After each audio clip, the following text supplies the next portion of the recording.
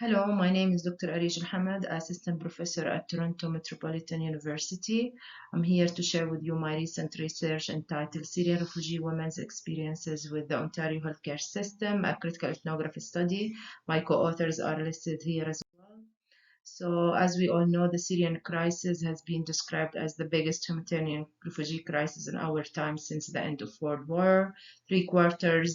Around 6 million Syrian, which are 3/4 are women and children, have been displaced around the world, which create a significant socio-economic and healthcare system impact of the host country, of which Canada is one.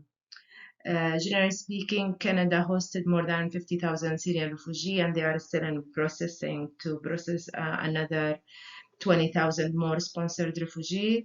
That by itself, and according to UNHCR reports, there is a high prevalence of mental health and issues, particularly among Syrian refugee women in their host countries.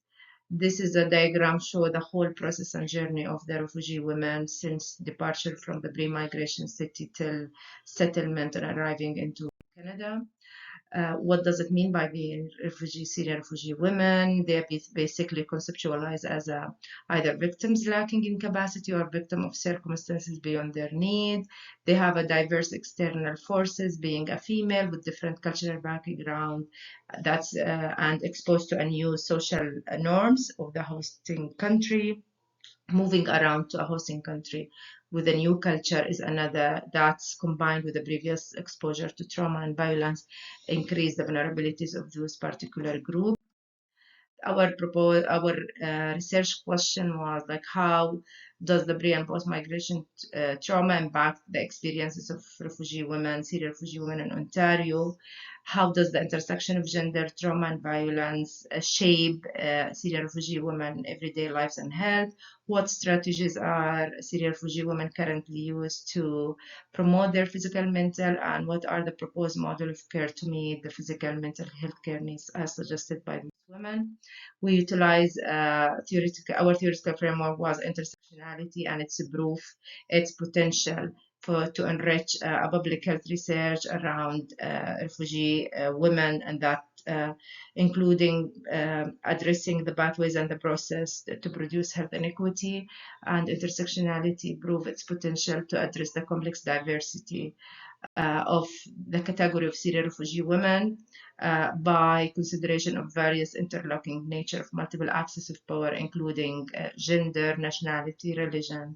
And it's also being a suitable fit for the project to explore various categories and how those various social entities of Syrian refugee women might interlock and mutually intertwine to transform their identities and experiences and struggles. We utilized critical ethnography guided by Carl Spink in 1996 in order to advocate for emancipation of marginalized group and to seek for a social justice and change. Utilized several data collection strategies and resources, including participant observation, field notes, mapping, reflexive journaling, in-depth and open-ended semi-structured interviews, some sort of document analysis as well.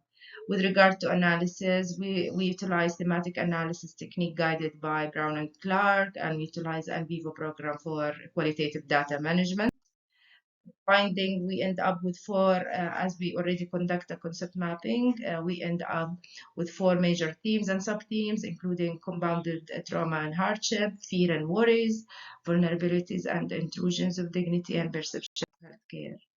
The exploration of those experiences of those women might influence their relationship with the healthcare system. Refugee women can participate in economic growth and improve positive human social capital to benefit Canadian society, and they can reduce the country's struggles with economic stagnation. This is the citation of the paper, as this paper has been published already on the International Journal of Migration and Integration. If you are interested, you can have the UI. That's our references for the study.